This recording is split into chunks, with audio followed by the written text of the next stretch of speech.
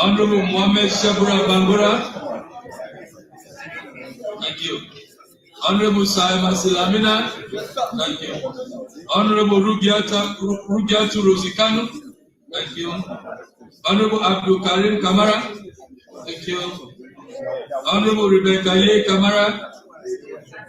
Let me see her when she comes. Honorable Nene Radu. Thank you. Honorable Mohammed Kane. Honorable Mohammed Kane. Thank you. Honorable Festus M. Lansana. Thank you. Honorable Ahmed J. Kanu. Thank you. Honorable Idrissa M. Dauda. Honorable Idrissa M. Dauda. Where is he? Let me see when he comes. Honorable Adam Bangura. Thank you. Honorable Momo Bokari. Honorable Ishmael Sakoila. Thank you. Honorable Sheikh Esai Kabu. Okay, take note of Honorable Alaji Bakiri. Honey, take note of it. Honorable Ishmael Sakoila. Okay, thank you. Honorable Sheikh Esai Kabu. Thank you. Honorable Catherine Zainab Tawali. Thank you. Honorable Abdul Suleiman Mari Conte. Thank you. Honorable Daniel A. Bangura. Thank you. Honorable Daniel Fona. Thank you. Honorable Veronica KCC. Thank you. Honorable Sir Kotu Momodu. Yes, thank you. Honorable Paul Samba Conte. Thank you. Honorable Fatmata Bibo Kari. Thank you. Honorable Alfred Ayodele Thompson. Thank you. Honorable Mohammed Bangura. Thank you. Honorable Moses A. Ebri. Thank you. Honorable Marama Mzombo. Thank you. Honorable Memuna Tujalo. Thank you. Honorable Alaji Dixon Rogers. Yes, thank you. Honorable Konkofa Farah Mansari. Where is he? Okay, let me see him when he comes.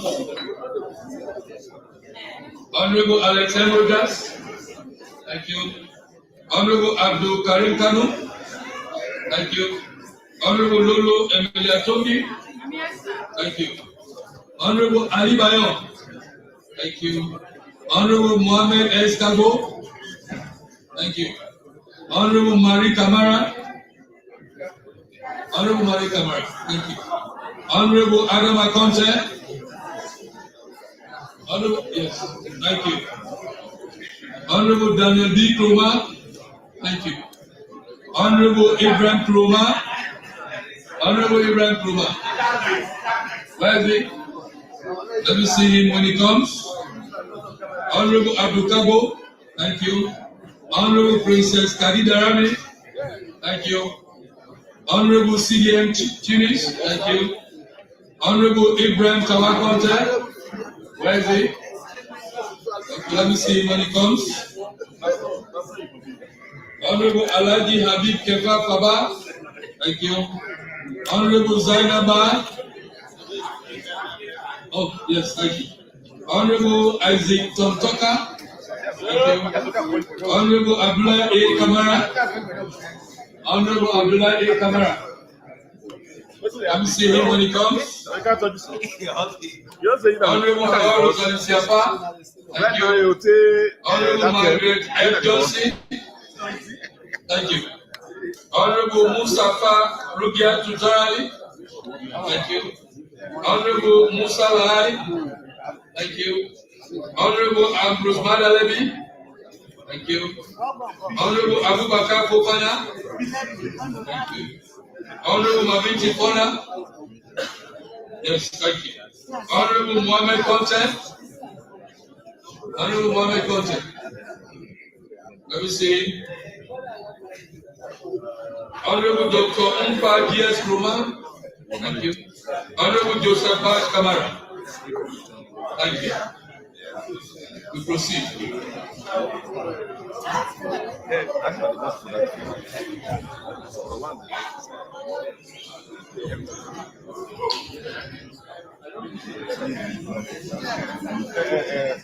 Boss, I think that you can't pick up. You can't do this.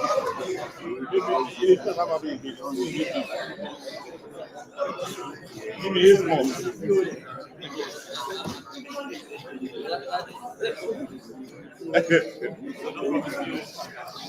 How's it?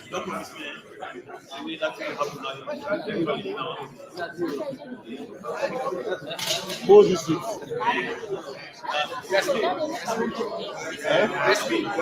Oh, that's why I said it.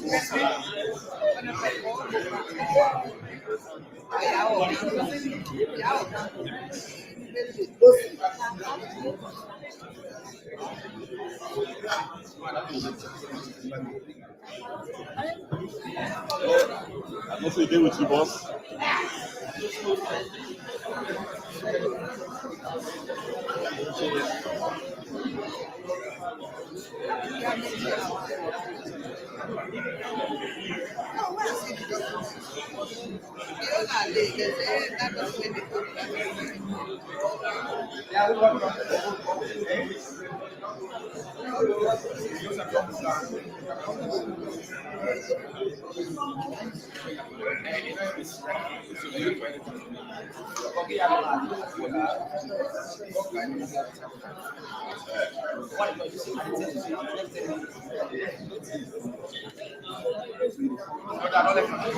Leader, please approach me.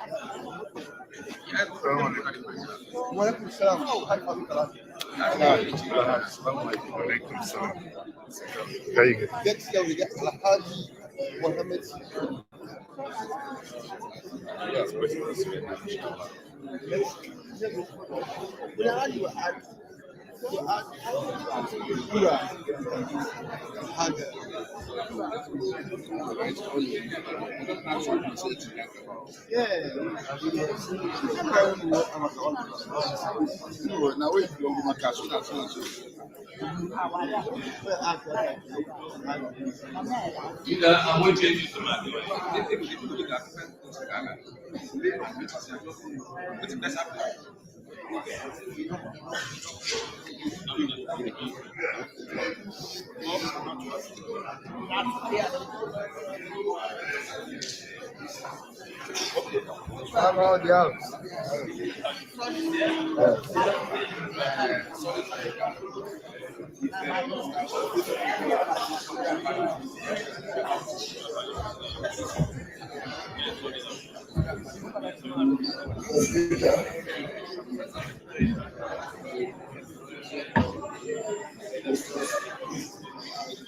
Mr. Speaker, honorable members.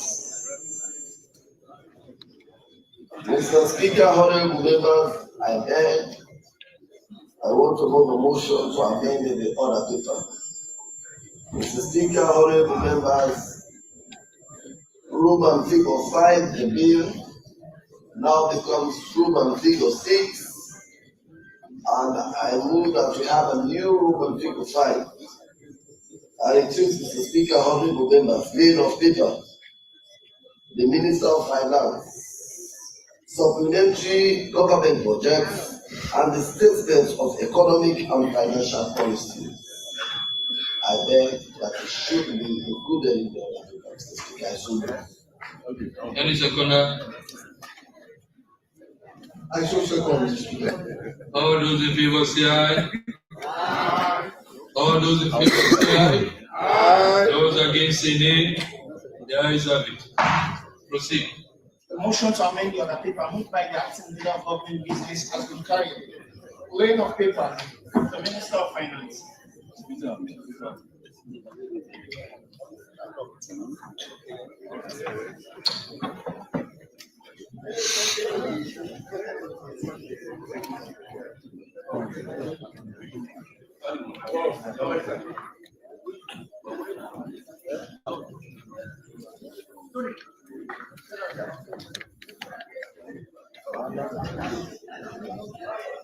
Mr. Speaker,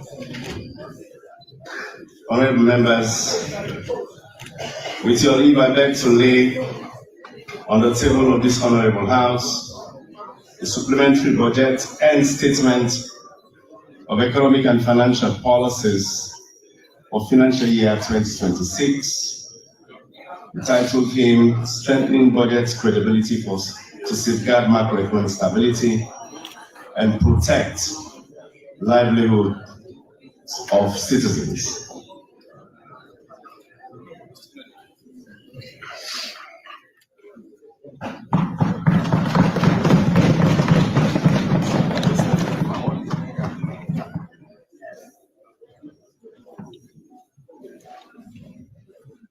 Mr. Clerk, I grant leave to proceed.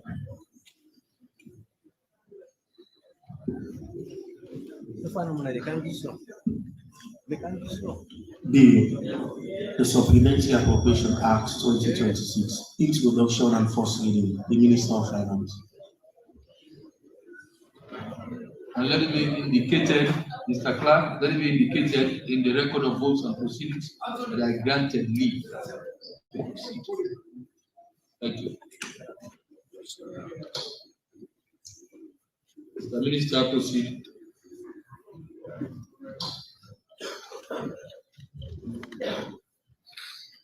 Mr. Speaker, honorable members, I move that the bill entitled the Supplementary Appropriation Act 2026, being an act to make revisions and supplementary provision for the services of Sierra Leone for the year 2026, be read the first time.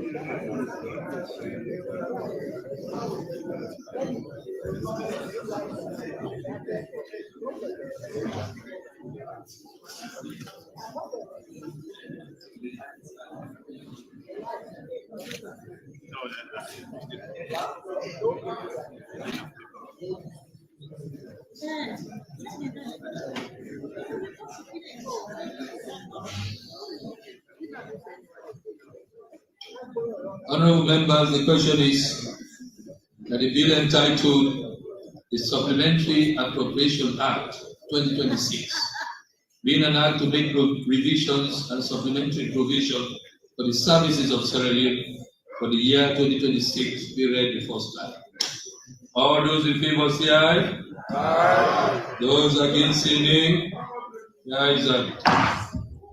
The Supplementary Appropriation Act 2026, being an act to make revisions and supplementary provision for the services of Sierra Leone for the year 2026, has been read the first time. Second reading.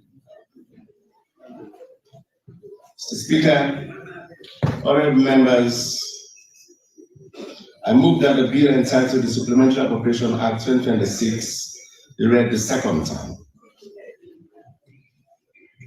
Mr. Speaker, honorable members, you will recall that I presented the 2026 budget and financial statement of economic and financial policies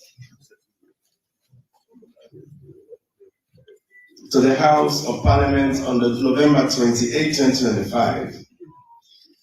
This noble House approved the budget on December 19, 2025, paving the way for its implementation to commence in January 2026.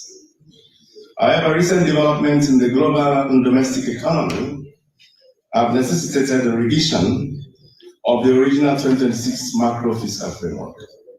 Speaker, honorable members, before presenting the revised budget and the reasons for changes, please permit me to provide a review of progress made by the government in stabilizing the economy in 2025. Progress in stabilizing the economy in 2025. Speaker, honorable members, Sierra Leone entered 2026 with strong macroeconomic fundamentals after achieving macroeconomic stability in 2025 through prudent fiscal and monetary policies. Economic growth was stronger than anticipated, reaching 4.8% in 2025, higher than the projected 4.5%.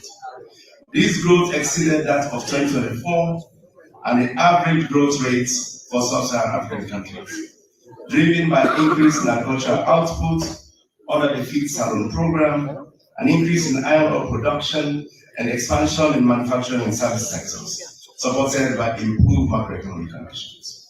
So, Speaker, honorable members, inflation continued a downward trajectory, falling to 4.4% in December 2025, from 13.8% in December 2024, and 52.2% in December 2023. Annual average inflation also declined to 7.8% for the whole of 2025, from 29.8% in 2024 and 47.3% in 2023. A tight monetary policy stance, fiscal consolidation, a stable exchange rate, increased domestic food production, and easing of global food and oil prices all contributed to reducing inflationary pressures. Speaker, honorable members, the trade deficit narrowed to $358.6 billion in 2025, from $576.8 million in 2024, due to growth in export earnings and a moderation of import bill. Total export earnings increased to $1.6 billion in 2025 from $1.5 billion in 2024, while the import bill decreased to $2 billion from $2.1 billion over the same period. The current account deficit, including official transfers, narrowed to 5.4 percentage points of GDP in 2025 from 7.1% of GDP in 2024. Gross foreign reserves declined slightly to 2 months of import cover in 2025 from 2.1 months of import cover in 2024. Yet the official exchange rates continue to remain stable. Both the end period and annual average exchange rates of the Leone to the US dollar depreciated by less than 0.5 percentage point in 2025 relative to 2024, owing to improvements in the efficiency of operations of the foreign exchange market. Speaker, honorable members, I am also pleased to report that the rate of public debt accumulation moderated to 6.1% in 2025 from 9.8% in 2024, reflecting strong fiscal adjustment and effective debt management. The total public debt stood at $3.3 billion, decreasing as a ratio of GDP to 44.7% in 2025 from 48.4% in 2024 and 49.9% in 2023. External debt decreased by 2.8% to $1.8 billion, while the rate of increase for domestic debt moderated to 19.8% in 2025, totaling 33.9 billion leones, an equivalent of $1.5 billion. Speaker, honorable members, fiscal performance improved in 2025 on account of enhanced domestic revenue collection and prudent expenditure management. Domestic revenue increased to 10.7% of GDP in 2025 from 10.1% in 2024, reflecting improved performance across all revenue streams. The total expenditure and net lending decreased to 17.4% of GDP from 18.7% over the same period following the ratification of the rationalization of recurrent and domestic capital spending. Consequently, the overall budget deficit, including grants, narrowed to 4.3% of GDP in 2025 from 5.5% in 2024. More impressively, the domestic primary balance improved for the first time in post-COVID-19 period to a surplus of 1.3 percentage point of GDP in 2025 from a deficit of 2.6% in 2024. That's indicating strong fiscal consolidation efforts. Speaker, honorable members, reflecting the significant fiscal adjustments and corresponding decrease in domestic borrowing, 3.2% of GDP in 2025 from 6% in 2024, interest rates on government security dropped to 17% in May 2025 from 41% in the previous 12 months, thereby reducing the cost of borrowing to government. The reduction in government borrowing from the domestic banking system freed up resources for the private sector. Accordingly, the commercial bank credit, so the private sector increased by a further 49% in 2025 after increasing by 25% in 2024. Performance under the International Monetary Fund program. Mr. Speaker, honorable members, I'm gratified to report that our program with the IMF approved in November 2024 and supported under the extended credit facility remains on the track. On the basis of improved macroeconomic conditions and progress in implementation of structural reforms, the IMF Executive Board completed the third review of our performance in June 2026, triggering the disbursement of 31.7 million in addition to the 79.8 million disbursed in December 2025 as budget and balance of payment supports. Furthermore, IMF Executive Board approved the government request for another program, the Resilience and Sustainability Facility, amounting to 211.5 million to be disbursed between June 2026 up to December 2027. This program will support our efforts in mitigating and adapting to climate change risks. So, Speaker, honorable members, you may also recall that the 2026 budget and statement of economic and financial policies identifies several downside risks that could affect the smooth implementation of the budget this year. Some of these risks, including commodity price shocks, geopolitical tensions, conflict-related disruptions to global supply chains, have not materialized. The Speaker, honorable members, as a primary importer of petroleum products, Sierra Leone remains vulnerable to shocks, so such shocks, external shocks. It is disheartening to note that barely 2 months into implementation of the 2026 budget, the crisis in the Middle East broke out in late February 2026. The associated uncertainty with spillovers to the domestic economy are threatening to undo the hard-won gains in stabilizing the economy achieved in 2025.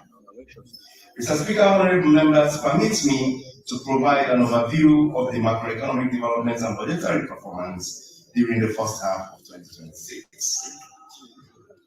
Macroeconomic and budgetary performance in the first half of 2026. Mr. Speaker, macroeconomic performance.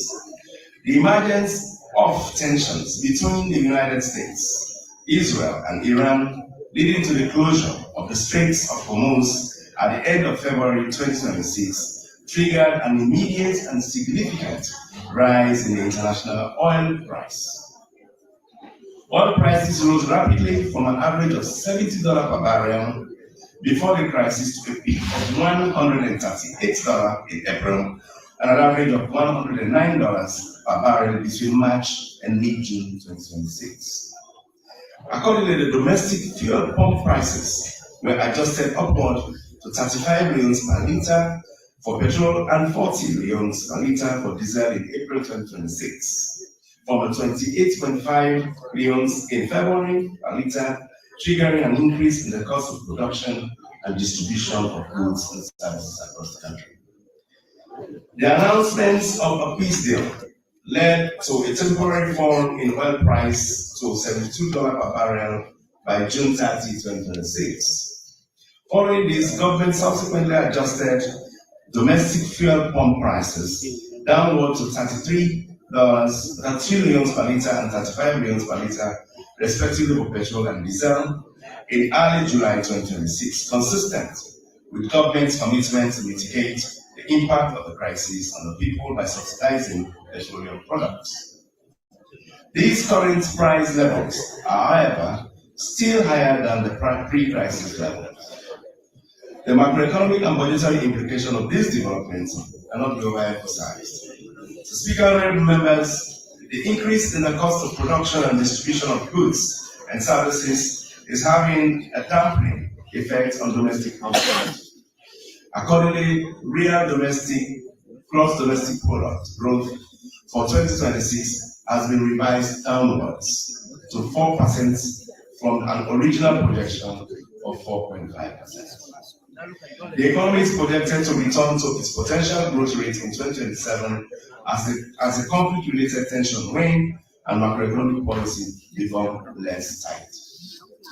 Inflation, which had fallen to 4.4% in December 2025, rose to 8.1% in February, 10.2% in March, and further 14.8% in June 2026, driven largely by the increase in fuel, transportation, and rental costs. Based on the IMF reference scenario, which assumes that oil price will average $89 per barrel in 2026, inflation is projected to rise during the year before falling to 11.6% by the end of December 2026. The trade deficit widened to $85.6 million in Q1 2026 from $56.1 million in the preceding quarter of 2025. Total exports amounted to $376 million in Q1 of 2026 compared to $426.9 million in Q4 of 2025. Of the total, mineral exports amounted to $314 million of which iron ore exports amounted to $220 million. Agricultural exports amounted to $43.3 million. Imports amounted to $462.2 million, of which fuel amounted to $115 million, machineries and transport equipment $106.7 million, and food $91.5 million. The gross foreign reserve increased to 2.3 months of import cover at the end of June 2026, from 2 months of import cover in December 2025, reflecting government efforts to build foreign currency buffers. The exchange rate continued to remain stable, appreciating by 0.3% in June 2026 relative to December 2025. Budgetary performance. Mr. Speaker, honorable members, domestic revenue collection during the first half of 2026 amounted to 10.3 billion millions, which is 5.5% of GDP, below the revised target of by 369,000 millions. The shortfall was mainly accounted for by lower than projected collection of goods and services tax, customs and excise duty, and road user charges, which more than offset the improved performance in income tax, mining revenue, parastatal dividends, and revenue collected by the Treasury Civil Account Agencies. The total grants received during the first half of the year amounted to 1.4 billion millions, 0.7% of GDP. These include 2025 European Union budget support of 337.7 million millions disbursed in January 2026, as well as project grants amounting to 1 billion disbursed by several development partners for the implementation of capital projects. The Speaker, honorable members, total expenditure and net lending amounted to 16.4 billion, which is 8.8% of GDP, below the revised target by 479 million. The lower than budgeted expenditure was driven by lower recurrent expenditures, which more than compensate for the overruns in our domestic capital expenditures. The recurrent spending expenditure amounted to 12 billion millions, 6.4% of GDP, compared to the revised budget of 12.9 billion millions, with 6.9% of GDP. All categories of recurrent expenditures, including wages and salaries, goods and services, subsidies and transfers, and interest payments, were within their respective budgetary amounts. Capital expenditure and net lending amounted to 3.9 billion millions, which is 2.1% of GDP, exceeding the revised budget by 372.4 million due to overruns in domestic capital spending. Domestic capital expenditure was 1.1 billion, as spending was front-loaded, taking into consideration the seasonality of our civil works and the need to complete ongoing projects, including roads, rural water supply, and the 2026 population census and housing census endings. The overall budget deficit, including grants, for the first half of 2026 amounted to 4.6 billion millions, which is 2.5% of GDP, lower than the revised amount of 2.6% of GDP. Excluding grants, the deficit amounted to 5.9 billion, which is 3.2% of GDP. The domestic primary balance was in surplus of 511.7 billion millions, which was 0.3 percentage points of GDP. The deficit was financed by borrowing from both foreign and domestic sources. The foreign borrowing amounted to 1.2 billion millions, 0.7 percentage points of GDP. The repayment of external debt amounted to 897.3 million millions. Domestic financing amounted to 2.7 billion, 1.5% of GDP, of which bank financing amounted to 3 billion millions, and the repayment to the non-banking sector amounted to 332 million millions. Of the bank financing, borrowing from the commercial bank amounted to 5.1 billion, while government repayment to the Bank of Sierra Leone amounted to 2 billion. Mr. Speaker, honorable members, at this point, please permit me to present the revised revenue and expenditure projections for the financial year 2026. Revisions to the original 2026 budget.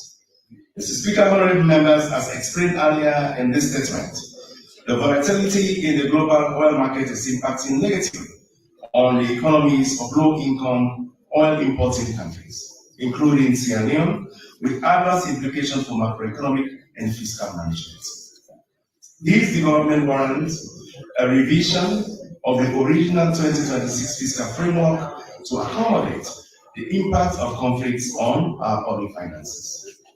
This is to ensure, one, budget credibility, safeguard macroeconomic stability, while mitigating the impact of the crisis on the population. Hence, the theme of the supplementary budget, strengthening the budget credibility to safeguard macroeconomic stability and protect livelihoods of citizens. Speaker, honorable members, specifically, the oil price shock and its spillover to the domestic economy have necessitated a revision to the original 2026 fiscal framework for the following reasons. One, since March 2026, there has been a weakening in some of the key macroeconomic variables due to the fallout from the Middle East crisis and associated rise in the international oil prices above the earlier projections of $70 per barrel. Economic growth for 2026 has been revised downward. Inflation is higher than initially anticipated, while the terms of trade has deteriorated. Therefore, the macroeconomic framework which underpinned the original 2026 revenue and expenditure projections no longer holds. Two, to ensure budget credibility, there is need to accommodate the increase in expenditure triggered by the rise in global oil prices, including the introduction of fuel subsidies in April 2026, as well as the increase in energy subsidies to EXA for the payment of the invoices from independent power providers. Three, similarly, there is need to account for the revenue shortfalls recorded in the first half of the year, The shortfall is expected to remain until the end of 2026, the year due to falling demand for petroleum products and the expected weakening in economic activities. And fourth, the rationalization of the domestic capital budget to compensate for the increase in recurrent expenditure requires an updated public investment program with budget allocations by project that are consistent with the revised domestic capital spending envelope. Mr. Speaker, honorable members, the revised revenue and grant projections. Domestic revenue is revised downward by 650.9 million to 21.5 billion, which is 11.5% of GDP, from the original target of 22.2 billion, which is 11.8% of GDP. This reflects mainly the shortfall recorded in the first half of 2026 and the expected weakening of economic activities due to fallout from the Middle East crisis during the year. The shortfall is attributed to lower than projected collections of goods and services tax, GST, and customs and excise duties. Accordingly, GST collection is revised downward to 3.7 billion from 3.9 billion. Similarly, customs and excise taxes are adjusted downward to 4.9 billion from 5.5 billion, and road user charges to 406 million from 671.2 million. On the contrary, income tax are revised upward to 8.5 billion from 8.3 billion on the basis of improved performance during the first half of the year.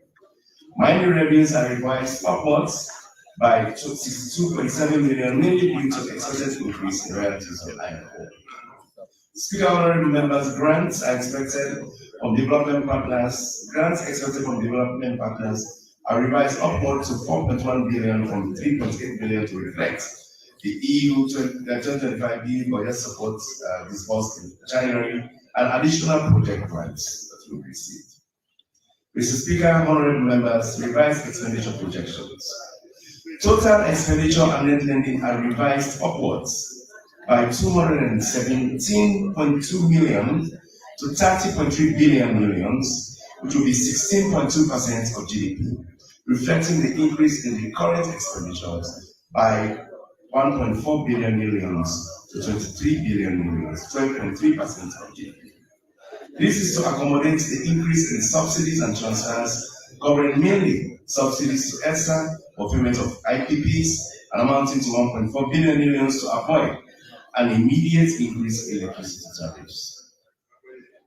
The amount also includes 243 million to be paid to oil marketing companies as fuel subsidies to mitigate the impact of the increase in the price of petroleum products on our people. Wages and salaries remain broadly unchanged to ensure that the proposed salary increases in 2026 budget are fully honored. The allocation for goods and services is revised slightly downwards by 38.9 million euros. Despite this, government will continue to fund the free quality school education program, including school feeding. Total interest payments are revised upward by 172.8 million, driven by the expected increase in domestic interest payments on account of issuance of bonds to recapitalize the Bank of Sierra Leone and build the foreign reserve buffers. Capital expenditure and net lending is revised downward by 1.1 billion to 7.3 billion, which is 3.9% of GDP, reflecting mainly the cut in domestically funded capital expenditure to 1.6 billion from 2.7 billion to compensate for the unexpected increase in energy subsidies to ETSA and fuel subsidies to MC. Foreign funded capital expenditure remained broadly unchanged at 4.5 billion. Mr. Speaker, honorable members, revised budget deficit and financing. The overall budget deficit, including grants, is now projected at 2.8% of GDP compared to the original deficit of 2.3% of GDP, to accommodate the shortfall in domestic revenue and increase in spending on expenditure. The deficit excluding grant is revised to 5.1% of GDP, and the domestic primary surplus is now projected at 1.1% of GDP. The deficit will be financed from foreign and domestic sources. Foreign borrowing is revised to 2.4 billion unions, which is 1.3% of GDP, from 2.5% of GDP. External debt amortization will amount to 1.5 billion unions. Domestic spending is revised upward to 4.4 billion, which is 2.4% of GDP, from 3.3 billion unions, which is 2% of GDP. Borrowing from the commercial bank is revised to 4.2 billion unions, from 567 million millions.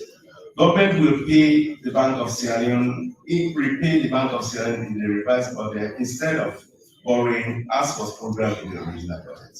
Financing from the non-bank sector will increase to 2.3 billion from 1.5 billion in the original budget. Speaker, honorable members, macroeconomic policies for the second half of 2026. Fiscal policy. Government will continue to implement prudent fiscal policy underpinned by fiscal consolidation while protecting social spending to mitigate the impact of the crisis on the poor and vulnerable groups. To this end, government will implement a mix of robust revenue enhancing and expenditure management measures. Revenue mobilization measures. Mr. Speaker, honorable members, government will intensify domestic revenue collection in the second half of the year to ensure the revised revenue target is attained. To this end, government will, 1, implement the remaining tax measures in the 2026 Finance Act to further broaden the GST base and extend the circulation levy to commercial goods. 2, optimize revenues from extractive sector by ensuring that all mining agreements ratified since December 2025 are in full compliance with the Extractive Industry Revenue Act 2028. 3rd, we will fully operationalize the safe harbor framework for iron ore exports and extend it to other minerals. In cases where the safe harbor framework is not applicable, an advanced pricing agreement will take effect. And 4th, we'll continue with efforts to protect revenues from the importation and sale of petroleum products. In this context, government will continue to implement the full pass-through petroleum pricing formula as the global oil market stabilizes. Government will also introduce a robust integrity system to ensure real-time audit and assurance of revenues from the downstream petroleum sector. Speaker, honorable members, government will also continue to strengthen the tax and custom administration to improve compliance and the efficiency of tax collection. To this end, National Revenue Authority will implement the following tax administrative measures in the second half of 2026. We'll implement the recommendation of the Tax Administration and Diagnostic Assessment Tool, TADAT, carried out with support from the International Monetary Fund, including the integration of the Integrated Tax Administration System with the electronic cash registers, commercial banks, and SIPA product tracking system for accessible goods. In addition, integrate the Asikida with the SIPA fuel marking system and commercial banks. Will fast-track the rollout of 10,000 newly procured electronic cash registers to improve GST collection. 3rd, will expedite the implementation of GST on digital services with support from African Tax Administration Forum. Will reconcile 4th, petroleum volume uplift with payments made by OMC and enforce collection on any defaulter for the second half of 2025 and the first half of 2026. 5th, will strengthen and operationalize the compliance risk management framework for all tax envelopes. 6th, we will establish and operationalize the revenue courts to fast-track the settlement of tax disputes and prosecute tax evaders. 7, we will fully implement the custom revenue enhancement plan developed with support from Africa Quest 2, including analyzing risk data and using it to target post-clearance audits. 8, we will modernize customs operations by implementing the national electronic single window and fully operationalizing end-to-end custom integrated processing platform by September 2026. 9, will undertake preparations to ensure that customs authorities exclusively perform the core functions of destination inspection, classification, and valuation of goods in early 2027. And 10, will undertake the audits of ASICURA with support from the United Nations Conference on Trade and Development UNCTAD to identify weaknesses in the operations of the system that could cause revenue loss or hinder trade. And this will be followed by the implementation of the audit recommendations, including but not limited to the upgrade of ASICURA by December 2026. In addition, the Ministry of Finance will enter into a performance contract with the National Revenue Authority, establishing clear indicators and aligned targets by September 2026. Mr. Speaker, honorable members, expenditure management measures. The government will continue to implement measures to ensure that spending remains within the budgeted allocations while improving the efficiency of public investments to enhance budget credibility and safeguard macroeconomic stability. In this regard, the government will continue to implement the medium-term wage bill management strategy to prevent overruns in wage bills. Recruitment and in-year adjustment to salaries will be done within the wage bill envelope. The spending on goods and services will be contained by strengthening commitment controls and cash management, not only to ensure budget credibility, but to also support the rebuilding of foreign exchange buffers. Mr. Speaker, honorable members, public financial management reforms. Public financial management reforms will reinforce the above measures mentioned expenditure management measures to minimize overruns, contain arrears accumulation, while enhancing transparency and accountability in the use of public resources. Speaker, honorable members, as part of these efforts, government will carry out a comprehensive stocktake of expenditure payment arrears, including those within and outside the integrated financial management information system. And the data collected has been submitted to the Audit Service Sierra Leone for verification and authentication. The audit areas report will be published consistent with the government's commitment for fiscal transparency.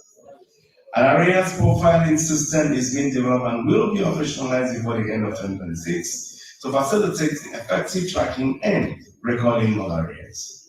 This will be followed by updating and publishing the areas payment strategy. Government has also made significant progress in operationalizing cash management and forecasting system to enhance budget credibility. All key ministries, departments, and agencies are now submitting cash data and forecasts, which are being used to inform quarterly budget allocations and domestic borrowing planning. Government will continue to refine this framework to improve budget execution. The Speaker, honorable members, to continue improving public investment management, government has operationalized the Technical Investment Committee in May this year. The Technical Investment Committee will undertake the screening, appraisal, and selection of capital projects. It will also streamline the existing public investment program portfolio to ensure greater efficiency, transparency, and accountability in public investment spending. In addition, government has developed an updated PIP, Public Investment Program, and is committed to executing the capital budget within the revised spending envelope. Mr. Speaker, honorable members, monetary and exchange rate policies. The overarching objective of monetary policy is to ensure price and financial system stability. The Bank of Sierra Leone has commenced the implementation of a new monetary policy strategy approved by its board in December 2025. The strategy involves the use of 7-day reverse repurchase agreements, reverse repo, as the primary instrument for liquidity injection. Under the new framework, the Bank of Sierra Leone will discontinue the outright purchase of government security unless in exceptional circumstances when there is need to inject liquidity in the system that cannot be done with reverse repo transactions. During 2025, the Bank of Sierra Leone relaxed its monetary policy stance to support economic growth following the decline in inflationary pressures. However, the rise in inflation during the first half of 2026 necessitated an increase in the monetary policy rate in May to anchor inflationary expectations. Going forward, the Bank of Sierra Leone will remain vigilant and stand ready to tighten monetary policy should inflationary pressures persist. Government remains committed to implementing a flexible exchange rate regime to boost the economy's capacity to absorb shocks. The government will mobilize external resources and align its foreign denominated expenditures and requirements with foreign exchange availability and build reserve buffers and stabilization. Speaker, honorable members, public debt management. Government will continue with efforts to reduce its borrowing requirements in order to stabilize the debt levels and improve debt sustainability. Public debt management is being guided by the medium-term debt strategy, 2025 to 2029, which focuses on domestic debt market development. In this regard, the government will update the medium-term debt strategy annually and implements the recommended debt management strategies.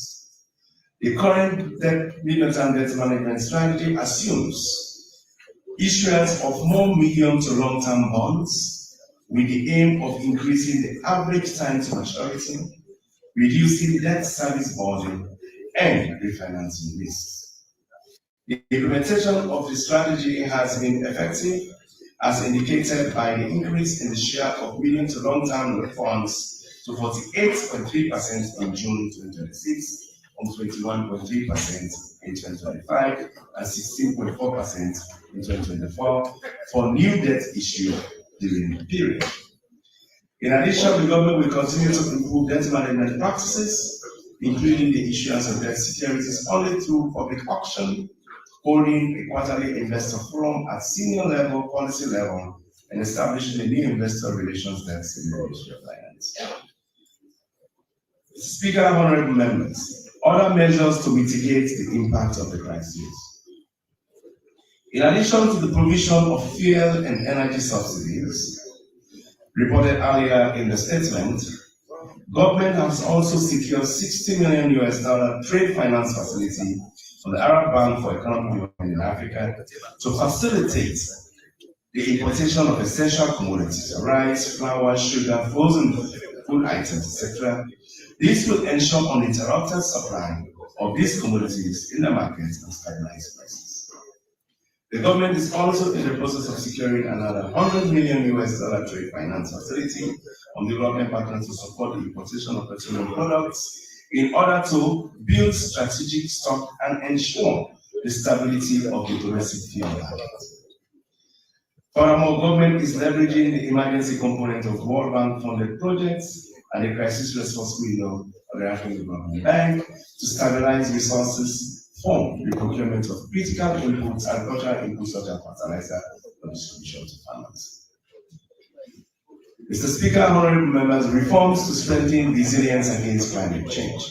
I'm pleased to report that Sierra Leone has recently secured approval from the IMF for the Resilience and Sustainability Facility amounting to $211.5 million. This facility is designed to strengthen our country's resilience against climate change and other long-term structural challenges.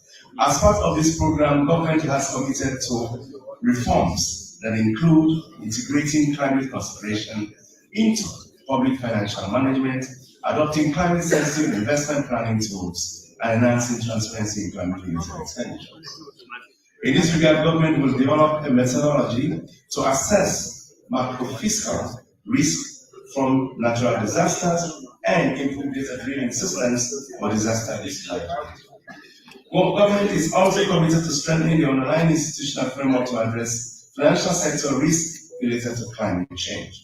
To this end, BSL, Bank of Sierra Leone, will issue a directive requiring all commercial banks to submit quarterly reports on loans and collateral exposure by geographic region and sectors to the Bank of Sierra Leone. These reforms, once implemented, will unlock the disbursement of resources under the RSF, thereby providing Sierra Leone with the fiscal space to invest in climate resilience, sustainable growth, and improve livelihood for our people. Speaker, honorable members, the RSF is not only a climate-focused instrument, it is also a catalyst for fiscal consolidation. By embedding climate priorities into our budget process, government will strengthen expenditure efficiency, will reduce fiscal risk, and ensure that resources are directed towards projects that deliver both economic and environmental returns. This complements our ongoing efforts to broaden the domestic revenue base, improve tax administration, and mobilize additional potential. Together, these measures will help stabilize our fiscal profile, reduce reliance on debt, and create room to strategic investment in infrastructure, social services, and climate adaptation. Conclusion. Mr. Speaker, honorable members, it is clear from the foregoing that we commence the implementation of the 2026 budget with optimism. Having achieved macroeconomic stability in 2025, economic growth was stronger than expected. Inflation fell to its lowest level in decades. Foreign reserves are increasing. The value of the yuan remained relatively stable. Fiscal imbalances narrowed significantly, recording a primary budget surplus for the first time since COVID-19 pandemic. Our domestic interest rate fell to sustainable levels. Trade deficit narrowed, while the debt level is beginning to stabilize. We have therefore laid the foundation for sustained and inclusive economic growth in 2026 and structural transformation in the years ahead. However, the outbreak of the Middle East crisis and its spillovers is posing a serious threat to these gains. In addition, the crisis is exacerbating the impacts of an already heightened global economic uncertainty, geopolitical fragmentation, trade tension, tighter financial conditions, deep and across the board cuts in official development assistance, and climate change challenges. The implications of these developments are far-reaching. Nonetheless, with the unwavering commitment to the implementation of prudent macroeconomic policies, supported by strong political will and the enduring character of our people, we will successfully navigate this turbulence and emerge as a resilient economy and people more than ever before. The revised budget therefore seeks to enhance budget credibility, boost fiscal resilience, to safeguard macroeconomic stability, improve service delivery, and mitigate the impact of the crisis on the vulnerable group in our society. I therefore commend this budget to the House. Mr. Speaker, honorable members, I move that a bill entitled the Supplementary Appropriation Act 2026 be an act to make provisions, revisions, and supplementary provisions for the services of Sierra Leone for the year 2026 be read the second time.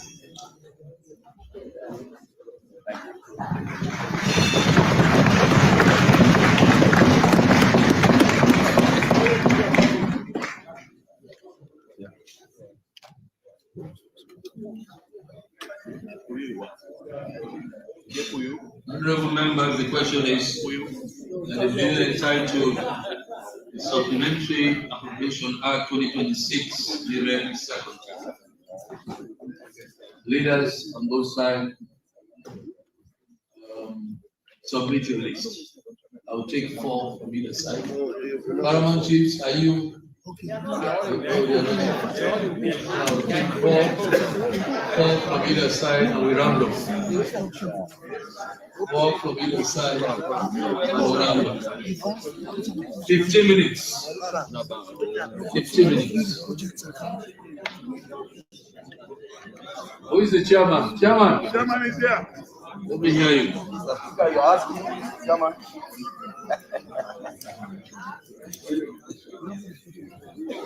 Thank you very much, Mr. Speaker. Mr. Speaker, honorable members. Oh, why? Hold on, clap. Keep the time. 15 minutes. Yes. Keep the time. Strictly. Oh, why? Are you not responding? Oh, why? Aside. One country, one people. This is national document. This is for the benefit of all Sierra Leoneans. And we have two political parties in this world. So I want to send felicitations to the both political parties for a wonderful job well done by the Ministry of Finance. Mr. Speaker, honorable members, this is a supplementary budget. Do the law of Sierra Leone allow supplementary budget to come to the well? Yes. Mr. Speaker, honorable members, I want to take you to section 1123 of the 1991 Constitution and the BFM Act 42.1 that allows the Minister of Finance to bring supplementary budget, not to any other house, but to the House of Parliament. So is he in compliance with the laws of the land? Yes. Mr. Speaker, honorable members, why is this budget? Why is this supplementary budget? It's very simple. I have 15 minutes. Whatever left over, I will pass it on to other members to say. Mr. Speaker, honorable members, but before I go to that, I want to take us back to the 2026 budget. A very brief one. Allow me to read portion of the ministerial address in this well on the 2026 budget. Mr. Speaker, honorable members, the minister before us, he said, let me, on behalf of His Excellency Dr. Julius Maada Bio, thank you all and the trust reposed in this government as we continue to implement our economic policies geared towards improving the living conditions of our people. And he went further in paragraph 2. He said, the unprecedented level of global uncertainty, underline global uncertainty, the unprecedented level of global uncertainty and shift in global cooperation in 2025 are posing threats to economic stability and sustainable financing of development priorities in low-income countries. Mr. Speaker, why am I reading this portion of his speech when he brought the 2026 budget to Parliament? Is to tell us, we prepare our minds. When you have sober-minded person in an office, he focused and he realized that something may occur. So this is not a strange thing. We are here today because he promised, or he told us, if the way things started, it continued that way, we will definitely be here today. So that's one of the reasons we are here. He went further to say, Mr. Speaker, honorable members, the overarching objective of this budget is to intensify domestic revenue mobilization. The 2026 budget, he said we are going to intensify revenue mobilization. That I am in support of 100%, Mr. Speaker. But Mr. Speaker, honorable members, let us go a little. And this is everybody's responsibility. If we want to really mobilize the revenue, it's not only the work of NRA. It's not only the work of the minister. All of us who put hand on deck to make sure revenue mobilization is actualized. Mr. Speaker, honorable members, the minister, when he came before us, he asked this house to give him the power to use 30 billion euros to run the affairs of the state in 2026. 30 billion euros. Out of that 30 billion euros, the breadbasket of the nation, which is NRA, we are expecting NRA to contribute 22 billion to that 30 billion. Mr. Speaker, how was NRA going to contribute that 22 billion? For the benefit of this house, Mr. Speaker, honorable member, domestic revenue, the income tax, we are expected to get 32% of that 85%. On the whole, what NRA was to contribute to this 30 billion budget is 85%. So these are the revenue stream of NRA. Income tax, we expected NRA to contribute 32%. Goods and services, 15%. Custom and excise, 21%. Mines revenue, 5%. Royalties, 1%. Parastatals revenue, 2%. Other MDAs, 2%. Treasury account, 6%. Road users, Mr. Speaker. So when you put all that percentage together, was going to make it 85%. If NRA really hit their target to mobilize the required revenue, they will be in position to give the Minister of Finance 85%, the 22 billion, to finance the 30 billion budget. But Mr. Speaker, honorable members, I was discussing with somebody and I told him that we want 30 billion to run the affairs of the state. This 2026. They said 30 billion, SO2. Who's going to put money that one day? And I'm a grassroots politician. Some of these debates, let us bring it down to the level of our people. So even those that do not go to school, we understand. SO2, the one that they say 30 billion Boku, the minister arranged a fine. He distributed it how he was going to use the money. Mr. Speaker, honorable members, on a recurrent budget, the minister said he was going to use 7.9 billion for wages and salary. 7.9 billion. The goods and services, what we used to buy in different offices, was 3.8 billion. Interest payment, 6.7 billion. Subsidy transfer and other payment, 3.3 billion. And capital expenditure, 8.4 billion. That 30 billion, so what you say you want SO2. That's all you get from user. Mr. Speaker, honorable members, it will interest you to know I brought this to your notice for obvious reasons. Mr. Speaker, honorable members, it will interest you to know we are in very good working relationship with the Ministry of Finance and the sectors under the Ministry of Finance. Peace, NRA, and others, Bank of Sierra Leone, perfect. Mr. Speaker, honorable members, but there are some disappointments, and this disappointment, all of us want to put on deck to make sure that these disappointments are properly fixed, so we will not continue facing economic hazards. Of course, it is established globally there are economic challenges all over the whole wide world. It is not peculiar to Sierra Leone. But as I said, when the budget 2026 budget was brought before us, we are finding a way how we arrange, how we mitigate ours. But it's a global problem or universal problem.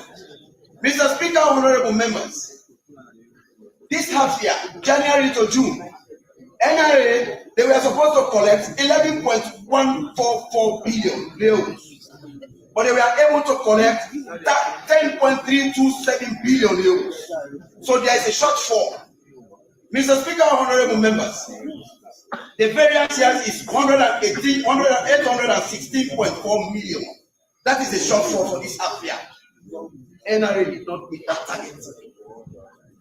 I am putting it here so we are always to find solution. How do we get that corrected? But the performance does not necessarily mean they did not do well. Their performance, we were expecting 100%, but they got 93%. If it was exam, you are going to pass, but this is not exam. When it is money, you have to give me 10 loan. If you give me 8 loan, you have failed. Not so. If you give me 8 loan to me, when one dollar, let a pot for salary. Pantamani pot 1,000 for salary and the next. Your problem is money.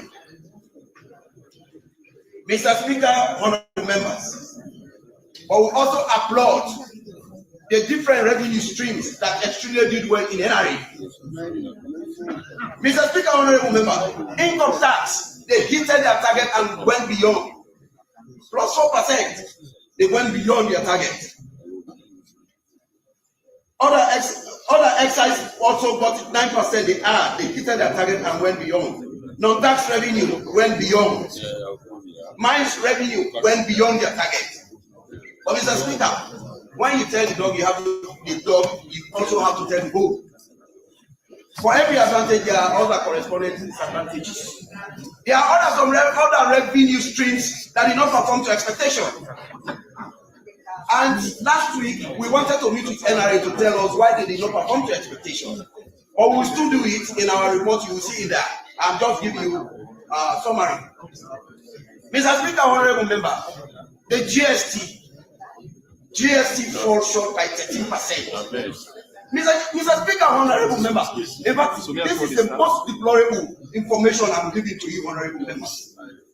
NRA itself is responsible for the decline in the GST. Because there are business houses, very big business houses. When you go there, they do not have GST machines. You have some other ones, they do not use the GST machines. I suppose, NRA should have an automated system to monitor some of these businesses. So how are we with the GST? How are we going to meet our target? How are we definitely going to meet our target? Mr. Minister, most times, we're sorry for you because you are carrying it. But those that give you the support, you said also to put them behind them, which is supposed to be let one. And definitely, Mr. Speaker, NRA will be coming before us to explain why this shortfall. Let us see if it is their fault, if it is our fault, or if it is the fault of external forces. Mr. Speaker, Honorable, my custom duty. Custom, they are already in a custom, SO2. They fall short by 25%. And that is one of the sources we expect huge sum of money. Why? Balamuya, Jendema, Wataki, and Lunge. What is happening? What is happening? Mr. Speaker, honorable member, import duties also dropped 16%, petroleum 30%, road users, for some people that don't pay money also dropped. But I will furnish the house. I will give you I'm going to give you comprehensive analysis on this in my report that will be tabled maybe before we go on recess. Mr. Speaker, honorable members, now let me come to the budget. Why do we need this budget, this supplementary budget? Why? Is it important? Is it necessary? Of course it is. It is necessary. We need this budget, one, because we want to revise the fiscal framework. The fiscal framework needs to be revised. Because what was said by the Ministry of Finance and his team, there are a lot of changes. So we need that one need to be revised and put in proper order. Number two, we also want to accommodate increased expenditure triggered by the external shock. Well, the price of war, SO2. Those are external shock. We call them external shock, and these are inevitable circumstances. They cannot be controlled by the president. It's elected to the Minister of Finance. These are external shocks. When they arise, you definitely they hinder your economy. We have bigger economies that are suffering now. Their economy is hindered. Let's say a third world country like Sierra Leone. That is why I always thank Phantom Madi, his team, Bank of Sierra Leone. Because I mean, when I say his team, people in the financial sector. Because they are working assiduously to make sure, in the midst of all challenges, economic challenges, but they are doing everything humanly possible to keep the nation running. When month ends, our salaries are paid on time.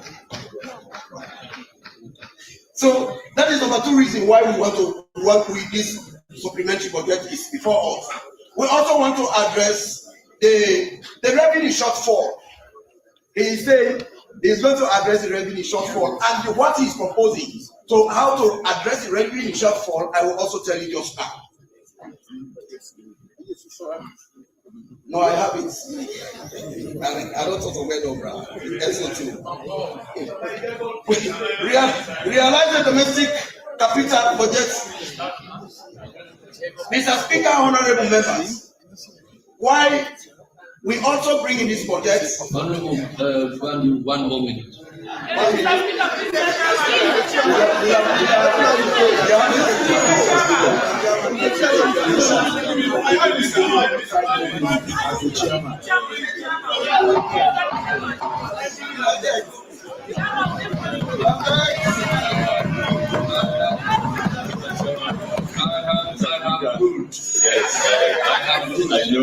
I know you ruled. I told you at the very outset that I'm giving every debater 15 minutes.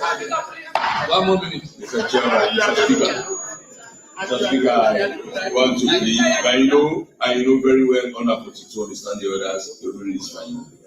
But it's just a plea because you cut down on the number of speakers. and he's the chairman.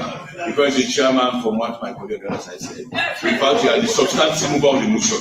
And normally, substantive mover of the motion, I give you 40-45 minutes to wrap up. Give all your judges. Mr. Speaker, it's just a plea. Yes, for the leader of government business, I'll give you additional 3 minutes.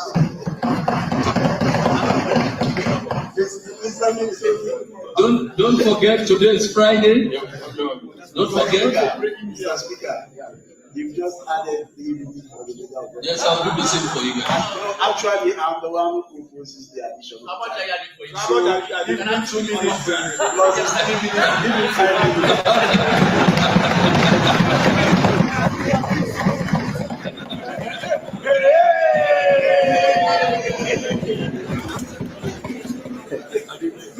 I will keep you here till 2 a.m. again. Mr. Speaker, that tells you you have a very good and powerful chairman. Proceed. Thank you very much. Proceed. And for the layman there, this project is before us today because it's also going to help us. We want to push in the fuel increase. The price of fuel increase. That is why this project is also here. If we leave it like that, Mr. Speaker, let me tell the people before my time runs off. The subsidy government have been paying on fuel. In April, government paid $1.66 million on subsidy. In May, government spent $3.14 million on subsidy for fuel. In June, we did not pay because fuel price dropped.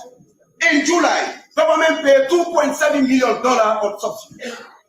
Mr. Speaker, when this happens, the budget will turn furthermore this to use 30 billion loans. That is going to tamper with that 30 billion loans, except it comes back to this house. And that is why he is here. Yes. That is why he is here. And the people of Sierra, we need to put a pro-poor. It's a pro-poor. The Ministry of Finance, these are pro-poor people. They sympathize with people. Yes. Oh, Mr. Speaker, honorable members, there's one interesting thing here. The inflation has started staggering again. SO2, but inflation here not the one. I be telling you, somebody is having deal with inflation. You go for addition. When you go drag and down to tell this thing, not two. You understand? He had the ability. He did it from over 50%. He brought it to 4%. So I'm not that worried about the inflation. As we speak, the inflation is in the SO2. In the negative, they don't go to 14.7. They pull out from 50, they bring out to 4. So I'm not much bothered about that. Mr. Speaker, honorable members, we are working assiduously to make sure the economy or the people of Sierra Leone get what they deserve in the midst of all the challenges. Mr. Speaker, honorable members, and so to welcome this organization to Santa Maria. Let us take the history of Sierra Leone since independence. The economic team we have now, the financial and economic team we have now in this country, we have never had this.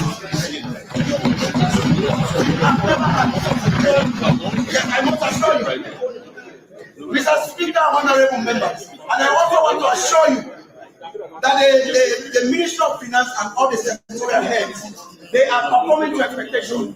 Everything we request for there's just a click of a button. I get it. Yesterday I requested Bank of Sierra Leone. They sent what they said. That is what I'm telling you about inflation now. And I want to tell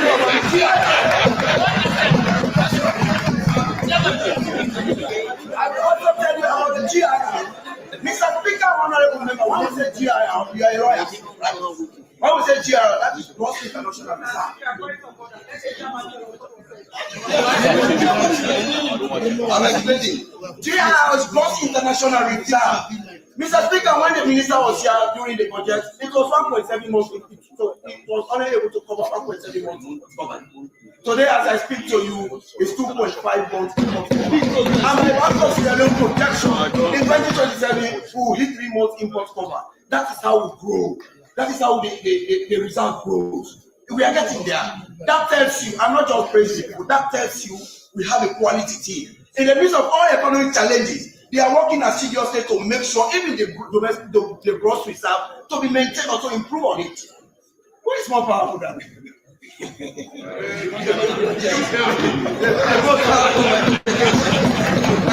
I can see. Honorable members, I want to thank everybody here because I want, if I go elsewhere, I don't want Mr. Speaker to urge me again to get seated. But I want to tell this House, Mr. Speaker, let us put all other things aside, that even the opposition, they want this economy to improve. They have demonstrated that to me. Most times, even when the committee meets on finance meet, they are very, very active. The other day, Honorable AKK was in Cambia on his lower level. He was curious to know what is happening with the committee. But you don't forget to talk about that. But you engage them with that. That's why we help the economy to grow. When people behave that way, there's every realistic. So that is why in discharging my responsibility, I don't leave them behind. I go with them. This is national. When the economy becomes buoyant, it's everybody benefits. It's not a one-man show. Mr. Speaker, honorable members, I also want to thank my leadership because you have given me the ambience to perform to expectation. And Mr. Speaker, honorable members, there is a committee established here, PBO. Mr. Speaker, honorable member, honorable committee chairpersons, let us be working with PBO. They will give you correct analysis of your MDAs. I have worked with PBO assiduously. Most times I just start and relax, I give them instructions. They do it and bring it to me. Even when I verify everything is 100% correct. So PBO, I want to thank you very much. And I want to tell this House that we have a very active. Minister, the only thing I want to ask, you tell your budget department, let them be working hand in glove with the PBO here, with the budget office here. Please, as long as they are working with the budget office here, I will not bother you much. But most times, I put pressure on the financial section. That's what you don't manage me. But I'm here today, the other hand. You know what? Because the actually debate for all right. Now you are free. You are free. But most times, Mr. Speaker, economic challenges, especially in the third world country, is serious. Apart from all other jobs, the other day I was in the minister's office. I want to put more pressure on him. Mr. Minister, the condition I met him, I just told him, Padini and go. Paper we are scattered all over. Paper we are scattered.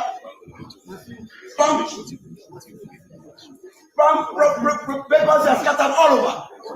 I said, well, no, this kind of paper, I'm here to go back.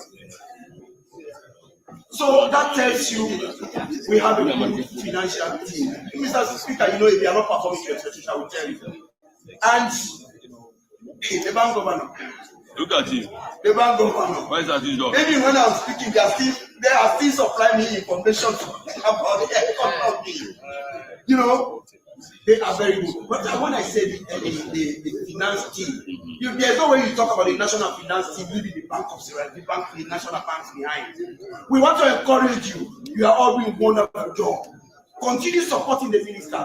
When you continue to support the minister, when we achieve, when we succeed, everybody succeeds. When you succeed, Sierra Leone succeed. President Bio is the head of this nation. But Fanta Madi is the heart of this nation. Because it is Fanta Madi that pumps blood into the system. And also to Fanta Madi are the making no more. You guys saw MDA, they were really paramount. That payment say, oh, they are just happy for it. Please.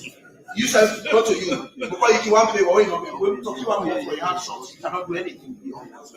So on that note, Mr. Speaker, the wise is I want to send felicitation to my minister, my financial secretary and team of the Ministry of Finance, my bank governor and his team of Bank of Sierra Leone, and LRA, the Commissioner General is here, and our team. You know, this country, most times when person a woman, someone want to take advantage of her. That is why most time I have told her, when you have difficulty in your life, tell us, we'll take the bull by your horn.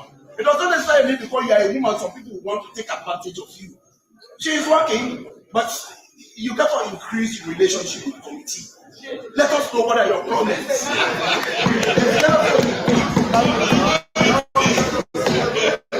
We are in good work relationship. When she's not here, we'll take you to speak to us. But we need to talk to her. What she feels, the deputy will not feel. The deputy is a male. Nana is a male, she's a female. Maybe she is intimidated. I don't. So on that note, Mr. Speaker, I want to thank you.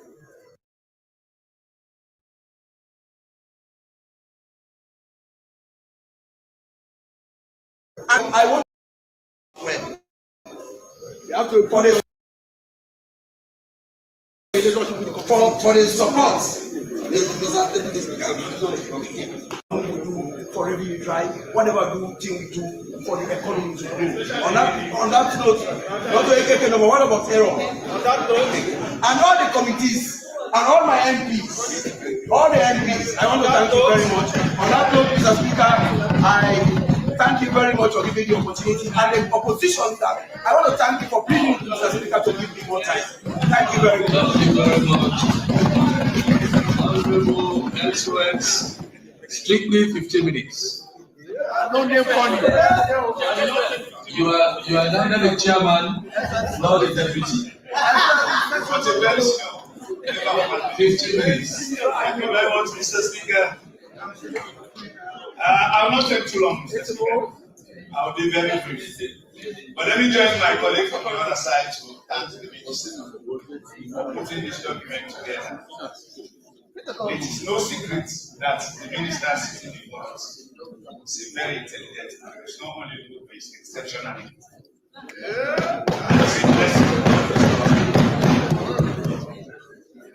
I salute you, sir. Mr. Speaker, members. Mr. Minister, I'll try to know what the magic is. The magic is very simple.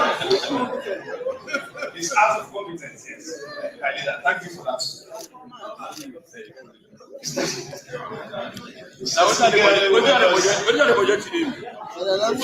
I will surprise you this time, Mr. Leader.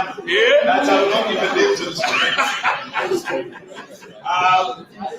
but I will do the needful by bringing up to the minister some of the things I think we have to take into consideration. When my colleague on the other side was making his presentation, he talked about the fall in domestic revenue mobilization. And that is very key if we are to move forward as a country. Because any country that cannot project domestic revenue very well stands at a very high risk to achieve its economic fundamentals. But I tell you why, Mr. Speaker, honorable members, when the minister was here with the 2026 budget, there were certain variables, especially the tax area, which we, as a opposition, we made a submission, a very solid one. That I remember I even used the theory, the Lafayette theory, that if we don't take time and impose taxes on so many areas, we increase taxes on so many areas, what will happen is a fall in the revenue. That is what exactly we are seeing today. That is why we are seeing a drop in the increase. Even on import revenue. People are not, Sierra Leoneans are no longer coming to the Sierra Leone port because of the cost they pass through Guinea. Some have even decided not to participate in exporting or whatever they are bringing into Sierra Leone. So there's a drop. That is why you see that considerable drop, Mr. Speaker. For the income tax, expand is automatic. It is being removed from source. It's no case to penalty. So I want to advise Mr. Speaker, honorable members, and to the minister that from 2027, let us look into this tax angle so that we make sure that we have more revenue than what we are experiencing today. It is because of this we realize that the domestic borrowing is in increase. It's very high. Even to pay arrears to suppliers, we cannot. If you look at the the bill on arrears, page 12. I take it at page 12. Domestic suppliers arrears. It's remained the same for the 2026 and the reverse one. So what is available to pay between July and December is 11.6 billion volumes. That's very, very small. I know the implications. These suppliers, now I'm looking for I'm looking for the. No, I don't tell that. Yes. Page 12. You know the implications? These domestic suppliers are the engine, they are the foundation of growth. They push the economy, they contribute.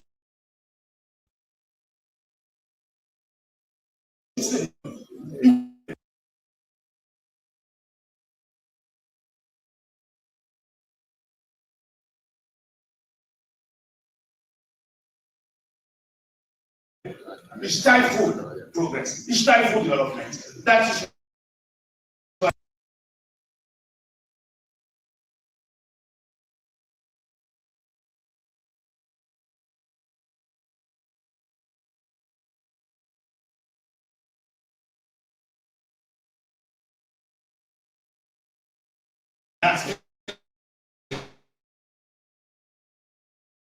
of finance. These are the areas they should look into. But the thing is, there's a catch there. The reserve is depleted. The chairman was talking about 1.5 import cover, and now we have moved to 2 months import cover. 2.5 or 2.5. Let me connect you, Mr. Chairman. On the budget, it's 2 months. It's not 2.5. Okay. You inherited a 6-month import cover. No, it's not true. From the APC. No, we have never. 6, 7 years ago. Wait, for the past never have inherited. We have never. You have your by score. No. You inherited, for argument's sake, you inherited an import cover of more than 1.5. So you brought it down. So there is no cost in trying to take it to 2 months.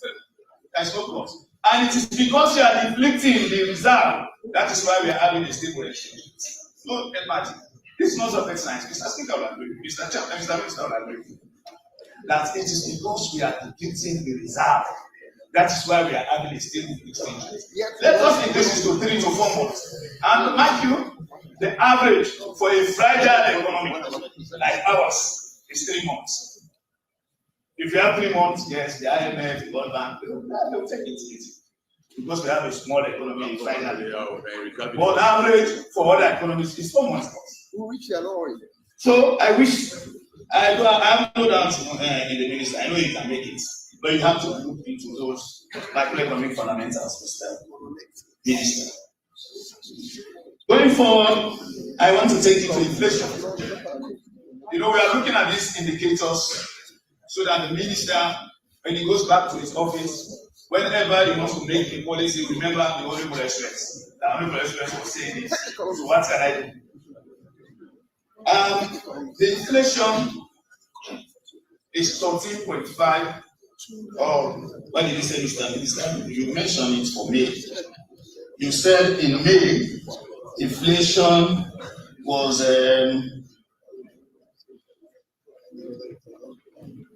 14.8. Double digits. We had in 2025, the question I want to ask, or what we have to look into, in 2025, this really wants to be improving. And now, just sort of, from 4.5 in 2025, now we are talking about 14.8. I will not surprise if it goes to 2025, because we are not looking into the basics. I'm surprised to learn that government is subsidizing fare.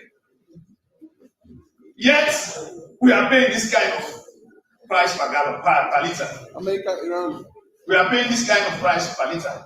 For petrol is 33, and for diesel is 35. But you know, with all this, you know who gains?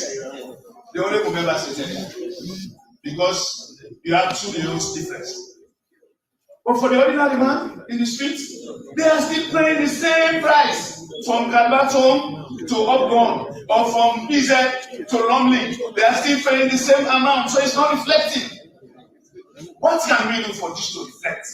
That should be the question, Mr. Minister. What can we do so that these gains on paper will reflect on the ground? It is not happening. It is not. So we should not celebrate.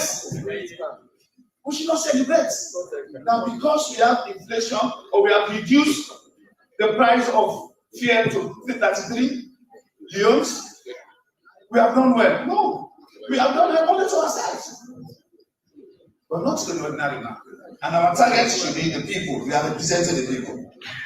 So, Mr. Minister, honorable members, Mr. Speaker, I want to encourage the minister to look into the inflation so that we put measures in place. We don't take it to the level it is moving. Mr. Minister, honorable members, also I want to, when I heard that the supplementary budget is coming to this house, my first thoughts was, oh, maybe we are going to have an expenditure cost. And if at all we are increasing, we are going to increase on capital expenditure. That is lacking. The capital expenditure, if you look at this document, it focuses more on recurrent expenditure, on offices, like the office of the Chief Minister. If you observe, there is an increase in the office of the Chief Minister. What's the increase? For the office of the Chief Minister, for example,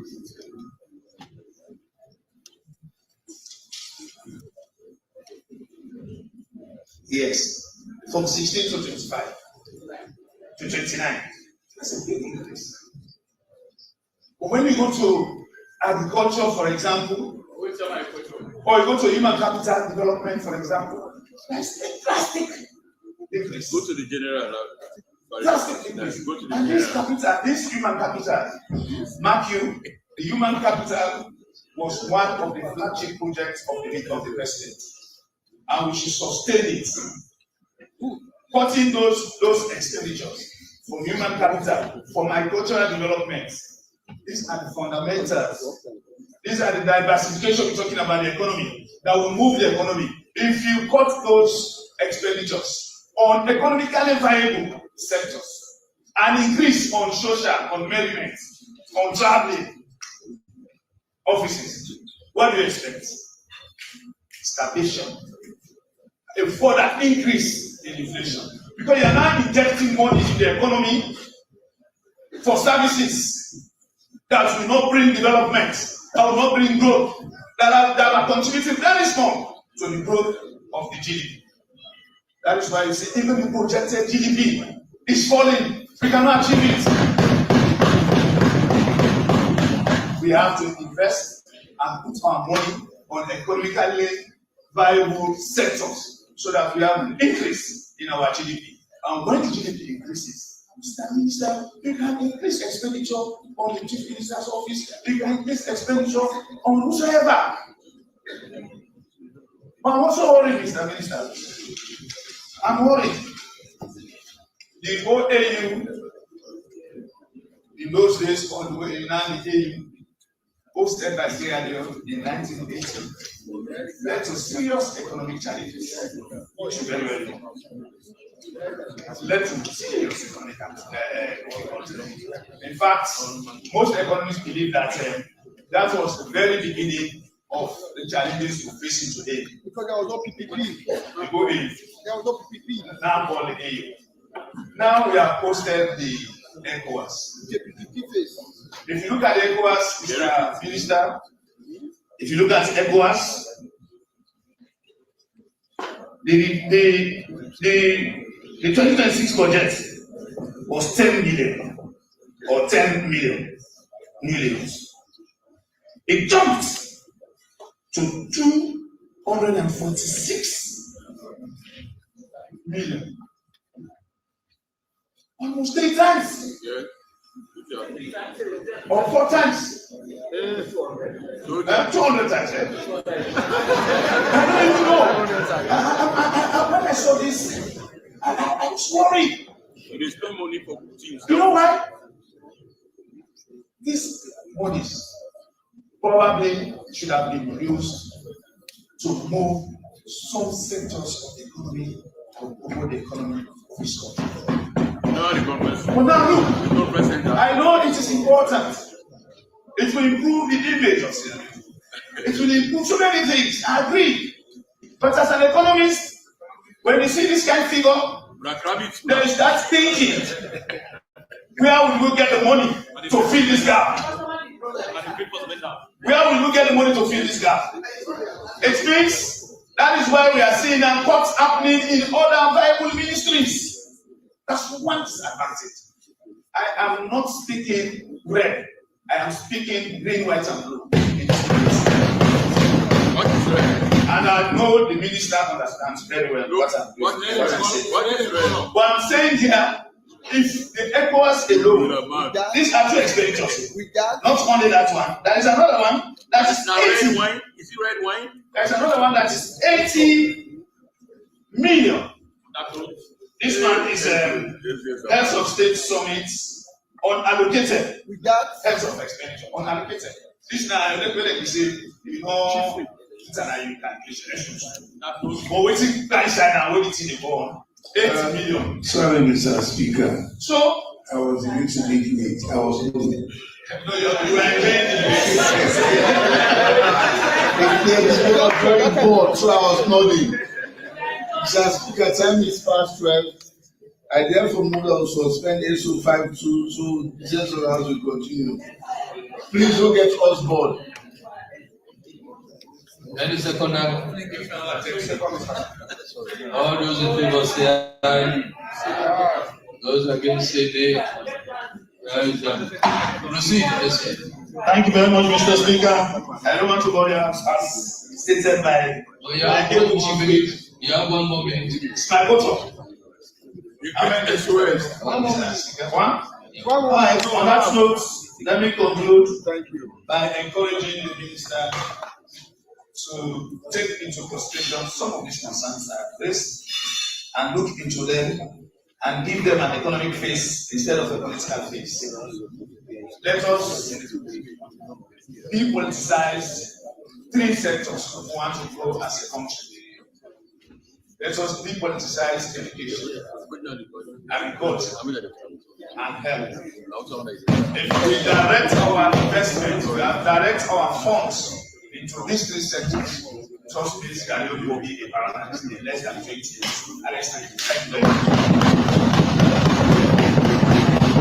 Thank you very much. Honorable Festus M. Langston.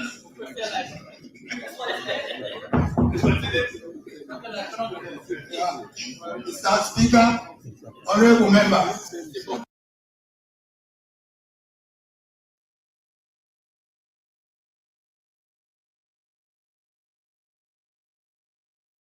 I want to use this opportunity to first thank the Ministry of Finance for giving us a very impressive supplementary project. In the first place, I want to inform this House that the 2026 budget was optimistic based on the trend in the macroeconomic variables. Most times when you want to focus, you look at the variables and make assumptions. So if you look at the trend based on what the minister read to us about the GDP growth rate, you realize that the GDP was growing gradually from 2023 up to 2025. So it was on that basis that we assumed that we continue to grow in 2026. Secondly, the inflation rate was initially 4.3, 4.4. It rose to 8.8 and later 14.9. it as he was telling us. But because of the optimism, we are expecting that in 2026, the inflation rate will fall. I will tell you what is responsible for the supplementary budget very soon. The exchange rate has been relatively stable. All of us can attest to that. Since December, we are still around 23 in the well, I don't want to call it black market. In the parallel market, we are still around 23 because most of us do not have access to the exchange rate, to the foreign currency in the bank. But one thing I want to correct from what my learned, my senior colleague from Bombali, I think he has forgotten a bit. Pakaba handed over this country with monthly import reserve of 5 months. Our elder president from that end handed over around 2.2 months import rate. Current 2.8. Around 2.8 import cover. I have my records here. Yeah, it's on record. Currently, we are almost 3 monthly import cover. And I want to inform you that during the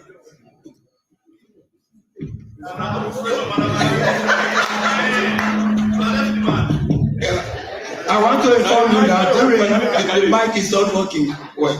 So I want to inform you that all of us who, on the other side, who have some knowledge in economics, will know that the standard import cover on average should be 3.5 months. So we are not too far from there. We are almost 3 months now. Also, I want to clarify something about the Laffer curve. The Laffer curve he was telling us was the relationship between the interest rate, the interest rate and the revenue, right? The tax rate and the revenue. Anytime there is increase in the tax rate, we are expecting revenue to increase. But we have the maximum. That is where we have not yet got. And also, for some of us who are importers, we know that the imports, right, the payment of taxes is as a result of the CIF. The tariff still remains the same. We don't increase tariff. NRA has never increased tariff. Ministry of Finance has never increased tariff. The tariff is the same. It's the CIF that determines what you are going to pay when you get yours. Yeah, we all know what happened, the global crisis. We have what we call an economic transmission mechanism. Yeah, when we say transmission mechanism, let me just simplify. There are certain things that can trigger something which will lead up to the increase in your revenue or increase in whatever. So I don't want to go into that detail, but all of us out there know what I'm saying. Whenever there is crisis out there and you have made your assumptions, if anything happens, then the assumptions does not hold, then it is going to affect the overall target. That notwithstanding, the government has put in some measures, mitigation measures, to ensure that we are able to change the narrative before the end of this year. But there is another very important thing I want to bring to your notice about how the crisis affected. Because of the increase in the price of the petroleum, what government did was they subsidized our fare. The subsidy was 2.16 million every month from the time the price of fare started increasing. Government had to subsidize at least $2.16 million every month. So that affected us greatly. Moreover, we agree with us that the government has the agenda of improving our human capital, just as he was saying, human capital development. And for us to do that, government still have to employ more teachers. The target before this time was up to 5,000 teachers.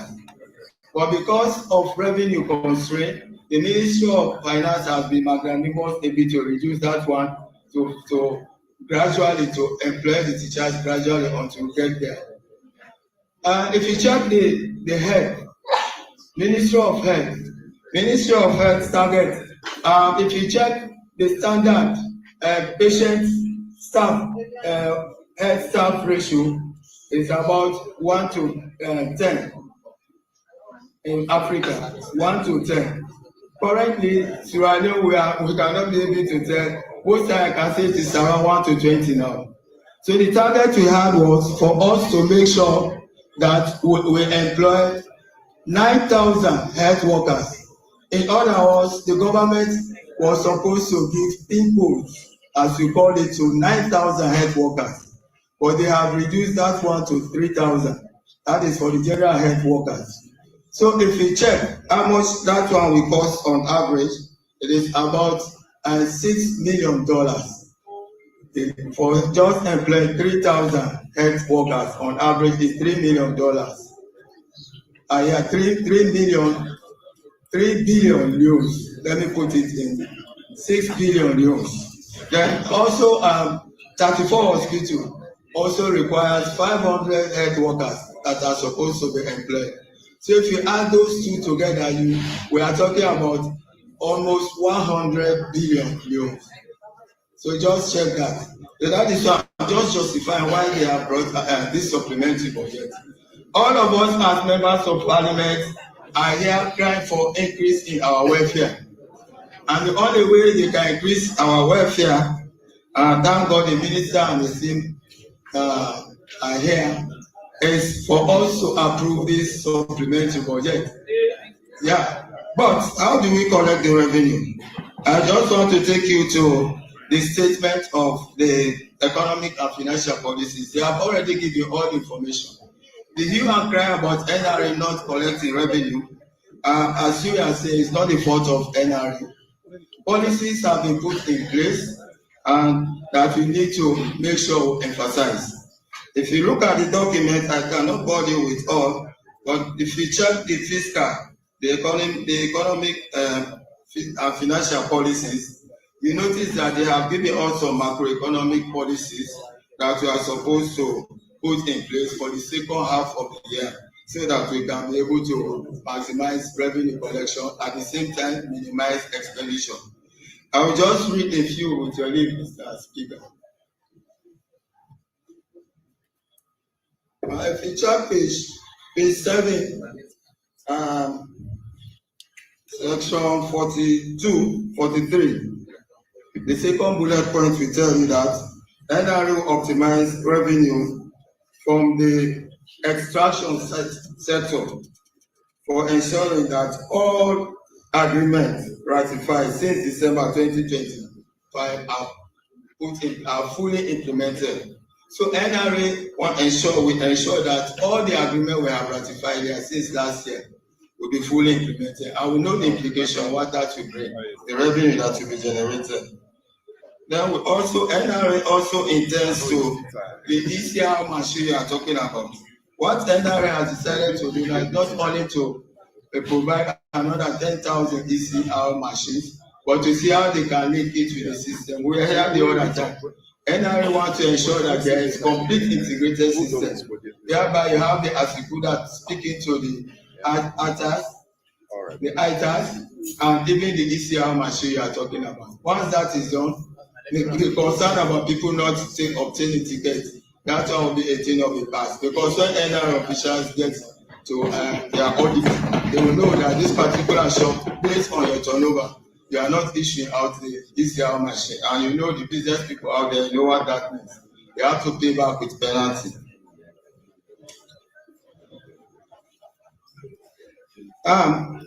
Expenditure management, that one I have already told you.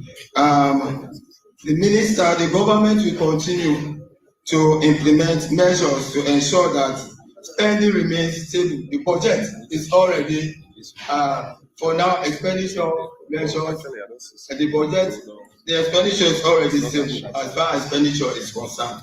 So they will ensure that they will not go beyond that level. So if you check, that is the measure is already put in place. Monetary and exchange rate policies are in place. As you said, we have a very good economic team, both in the Ministry of Finance and at Bank of Sierra Leone. So the monetary measures, I don't want to bore you with it, but if you look at what is in the document, the monetary measures that are put in place are enough for us to be able to maintain this stability. Other measures, it's on page 10 of this fiscal, economic and fiscal document.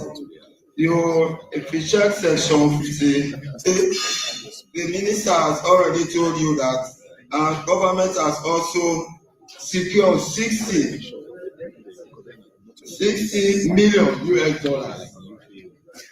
60 million US dollars from Badia to facilitate the importation of essential commodities. So you are complaining about 3 months import reserve.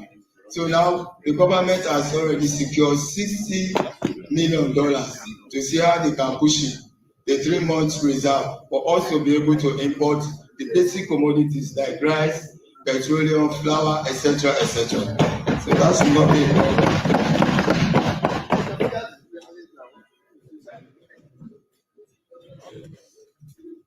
I don't want to talk about climate change resilience, but there are good systems in place to ensure that there is provision for climate change resilience.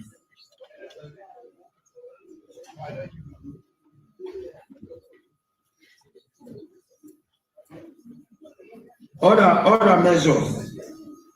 Also, government will also ensure that the process of securing government is about in the process of securing $100 million trade finance facility for development of partners to support the importation of petroleum products. So apart from the $60 million for the importation of the other basic commodities, government is also on the way. It's also securing $100 million only for petroleum import.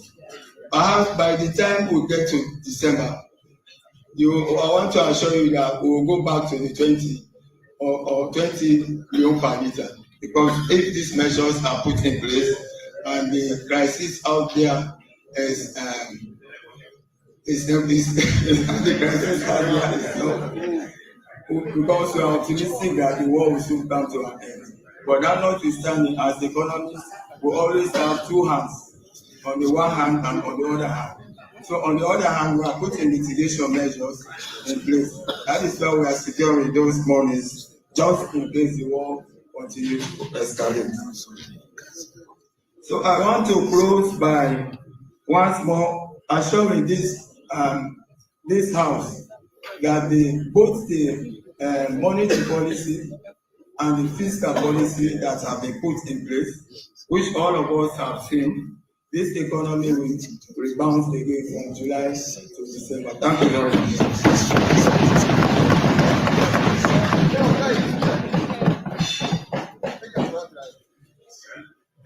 Thank you very much, Honorable Festus Lansana. Honorable Aaron Kroma.